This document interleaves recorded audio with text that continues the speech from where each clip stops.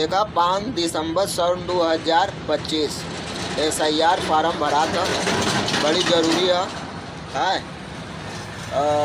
तू लोग के घरे भी BLO जो फार्म बांटा था ओके BLO बोला जाता। वो तू लोग के घरे भी कागज दिए हुई अभी न दिए हुई तो दियन। वो 2 फार्म दियन तो के आए, एक खे भरे क्या भराई दोनों में सेम, दोनों एक के तरीके के रही। एक खे उनके भर के दे देवे क्या, एक खे अपने पास रख ले क्या, उनसे मोहर वहर मरवा के साइन करवा के, ताकि प्रूफ हो जाए कि हाँ हम फार्म भरे ये एक दिए ना उनके पास, ये एक खे हमारे पास है। ऐसे कहा कि आवे वाले समय में एक तो के जरूरत पड़ सकत है, कभी भी नागरिकता दिखावे बदे या जो भी एक रखना बड़ी ज़रूरी है। देखा इस चीज़ के सीरियस हो जा लोग, बहुत गंभीरता से ला। ये बदे कि अगर एके न भरिया लोग एके ऐसे ही लिया मजाक में ऐसी लड़ेरी करिया खाली कि अरे चला देख लवा जाई, तो एक समय आवे के बाद कुछ दिन के बाद जब वोटर लिस्ट में तू लोग का नाम ना आई तो तू लोग के अपन नागरिकता साबित करना बड़ा मुश्किल हो जाई कि हम ये देश का देशवासी हैं। ये बदे देखा तू लोग बदे हम बड़ी खोज के एक वीडियो लिया है, एक लोग देखा इमन पूरा जानकारी है एकदम शुरू से लास्ट तक कैसे भराई है। ये वीडियो खाली यूपी वालन बदे है, मतलब भरे का तरीका जो है, और ये वीडियो और SIR भरे खातिर पूरा ऑल इंडिया बदे है।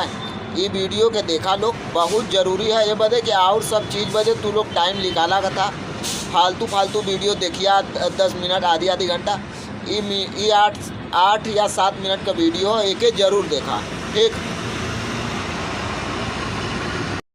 जैसा कि आपको मालूम ही है कि 12 राज्यों और केंद्र शासित प्रदेशों में SIR शुरू हो चुकी है। SIR क्या है इसके बारे में आपको बताने की जरूरत नहीं है, आप सभी लोग अच्छे से SIR के बारे में जान चुके हैं। आपके एरिया के BLO आपके घर आए होंगे, आपको भी इस तरह का एक फॉर्म दिया होगा। अगर नहीं दिया है तो आने वाले कुछ दिनों में आपके घर आपके BLO साहब आकर आपको इस तरह के 2 फॉर्म देंगे।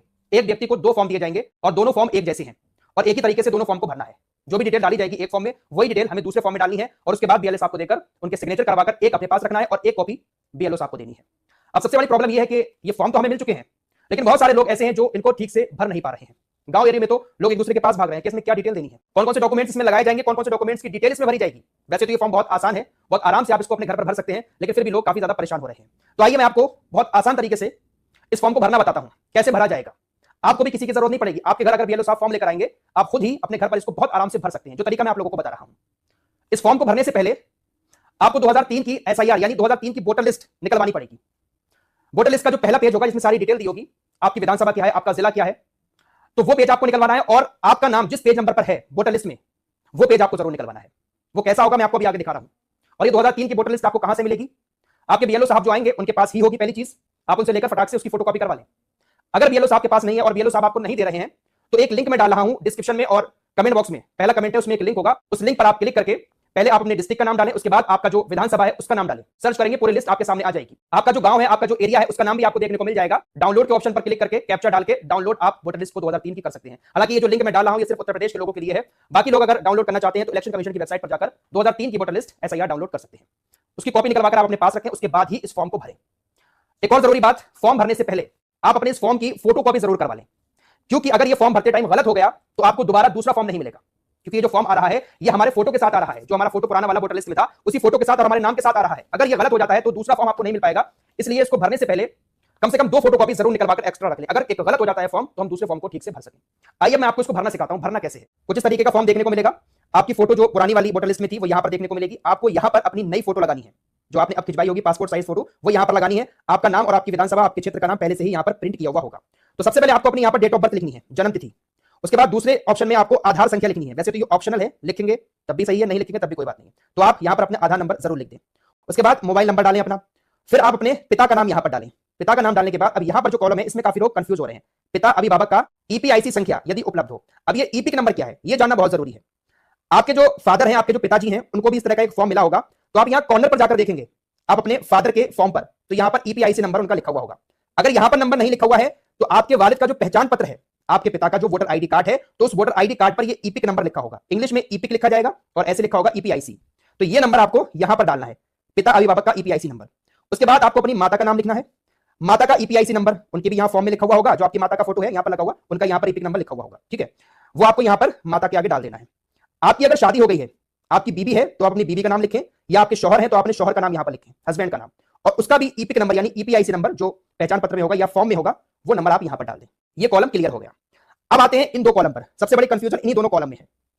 अगर आपका नाम 2003 की वोटर लिस्ट में है तो आपको ये वाला कॉलम भरना है, और अगर आपका नाम 2003 की वोटर लिस्ट में नहीं है तो फिर आपको ये वाला कॉलम भरना है। पहले बात कर लेते हैं उन लोगों की जिनका नाम 2003 की वोटर लिस्ट में है। तो सबसे पहले यहां पर अपना नाम लिखेंगे, जो आपकी 2003 की वोटर लिस्ट में नाम लिखा हुआ है। उसके बाद वही ईपिक नंबर, जो पहचान पत्र नंबर है, वो भी आपका वोटर लिस्ट में मिल जाएगा। मैं आपको वोटर लिस्ट एक बार दिखा देता हूं। इस तरह की वोटर लिस्ट होगी। तो ईपिक नंबर ये है, ये साइड में ईपिक नंबर आ रहा है, लास्ट में फोटो पहचान पत्र संख्या, ये नाम आएगा, ये ईपिक नंबर होगा। तो 2003 की वोटर लिस्ट में जो ईपिक नंबर आएगा वो आपको यहां पर डाल देना है। अब आता है संबंधी का नाम। इसमें क्या लिखना है?